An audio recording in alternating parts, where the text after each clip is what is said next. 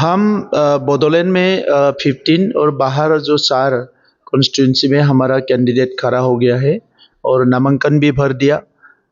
मुझे लगता है ये 19 कॉन्स्टिट्यूंसी में 12 से 13 कॉन्स्टिट्यूंसी जो है हम लोग जीत जाएंगे।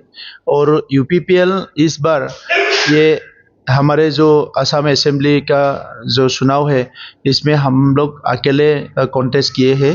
हम किसी के गठबंधन में नहीं है, किसी के अलायंस में नहीं है। और यूपीपीएल का जो मिशन और विजन है ये बहुत बड़ा है।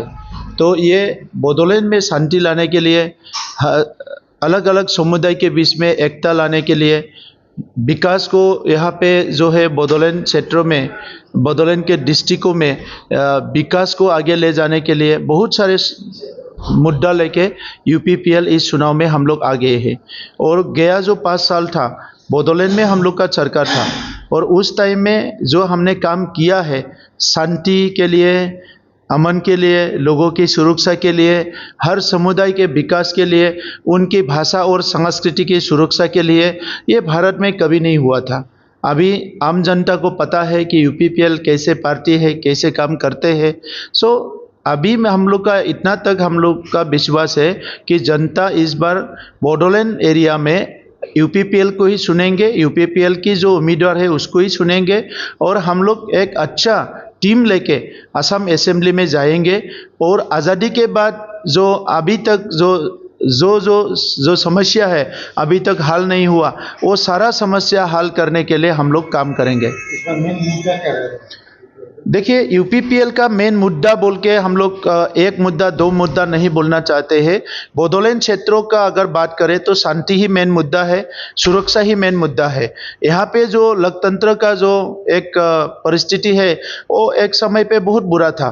लास्ट 5 इयर्स में हम लोग इसको सुधार के एक अच्छा माहौल में लाया है। और अभी बीपीएफ का सरकार आने के बाद फिर से हमारा जो डेमोक्रेसी है, हमारा जो लोकतंत्र है, इसमें एक नेगेटिव एक सिचुएशन आ गया है जो लोग नहीं चाहते थे। तो इसीलिए ये डेमोक्रेसी को स्ट्रेंथन करने के लिए हमारे लोगों का जो डर है इसको दूर करके, शिक्षा हो, हमारा जो सामाजिक जो समस्या हो, हर एक समस्या को हल करने के लिए यूपीपीएल इसको ही मुद्दा बनाएंगे, इसको ही लेके आगे बढ़ेंगे। क्योंकि हम एक अच्छा बोडोलैंड चाहते हैं, एक अच्छा असम चाहते हैं और एक विकास के जो भारत हम लोग चाहते हैं। मेनली यूपीपीएल जो बीटीसी का जो 15 सीट है, 15 सीट में कितना सीट जीतने की संभावना है? अभी देखिए, हम लोग 12 से 13 सीट में अच्छा बाजी मार रहे हैं और जीतने का बहुत बड़ा चांसेस है।